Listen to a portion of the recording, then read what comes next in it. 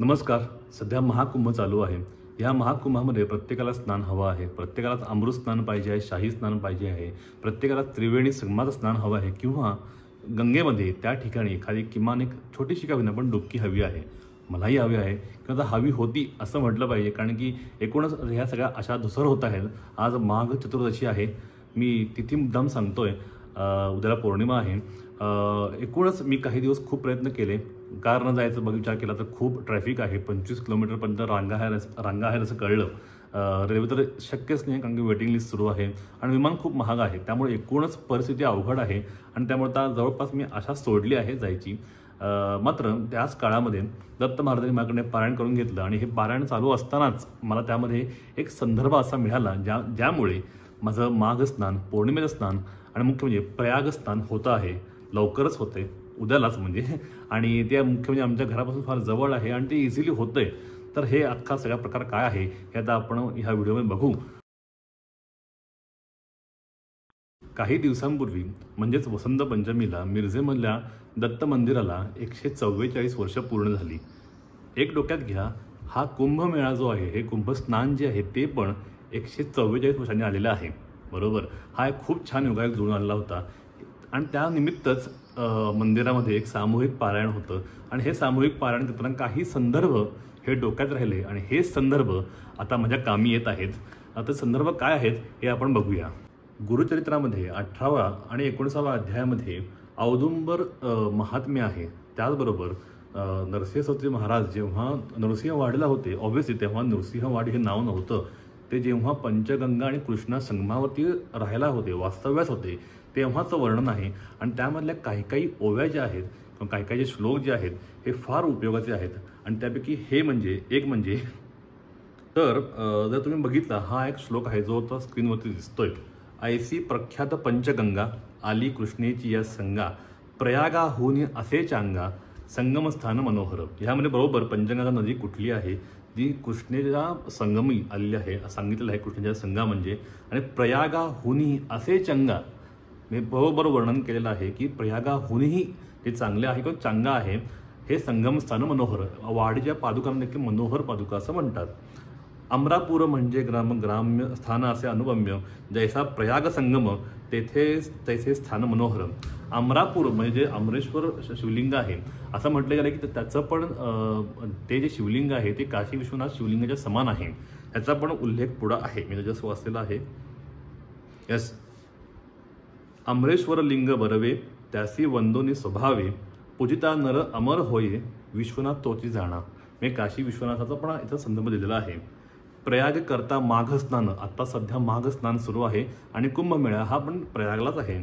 प्रयागी करता माघ स्नान, जे पुण्य होय साधन, शतगुण होय तयाहून, एक स्नाने परियेसा.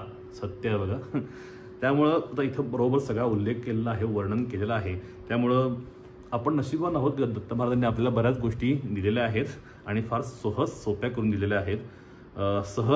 सहज नदी संगमात, प्रयाग समान असे ख्यात, अमरेश्वर परब्रह्म वस्तू तया स्थानी वसे. त्यामुळे ऑलमोस्ट सगळे आता उल्लेख आलेले आहेत. आणि मी खरंच नशिबात समजतो की नरसिंहवाडी फार जवळ आहे.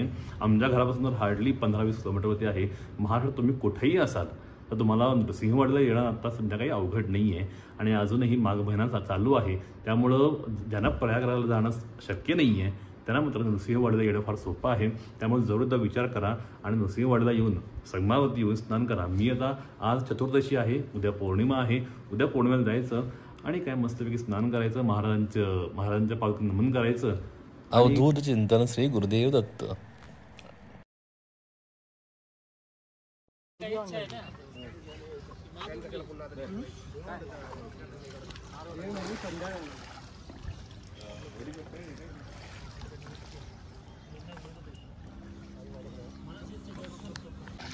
चला, माझं स्नान होतंय. बरोबर संगमाला आलेलो आहे. ही पंचगंगा आहे, ही कृष्णा आहे आणि बरोबर संगम स्नान होते आता. चला.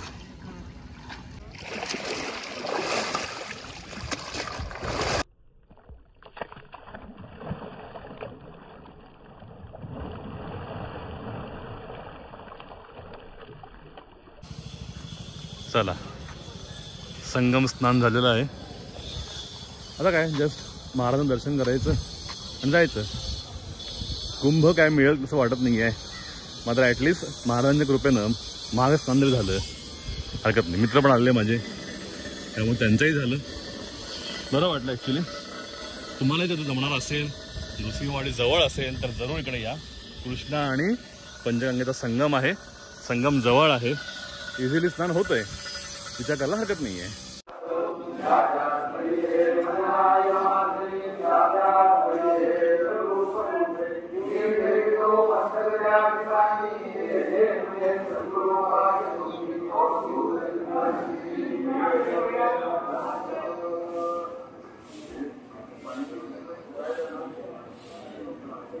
श्री गुरुदेव दत्त.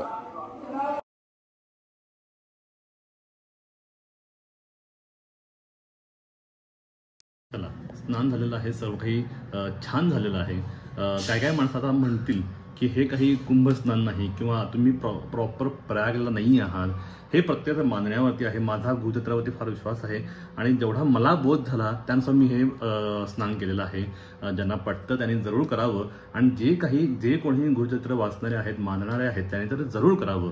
ज्यांना असं वाटत आहे की कुंभस्नान नाही आहे, केवळ माघ स्नान आहे, माघ स्नान आहे म्हणून का विना, पण ॲटलिस्ट माघ स्नान असं मानून हे स्नान करायला हरकत नाही आहे. ज्यांना काही शक्य आहे त्यांनी जरूर प्रयत्न करा, जरूर विचार करा आणि जरूर नृसिंहवाडीला येऊन पंचगंगा कृष्णानंदच्या संगमावरती स्नान करा.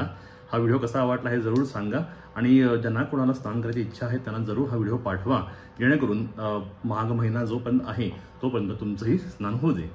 नर्मदे हर. श्री गुरुदेव दत्त.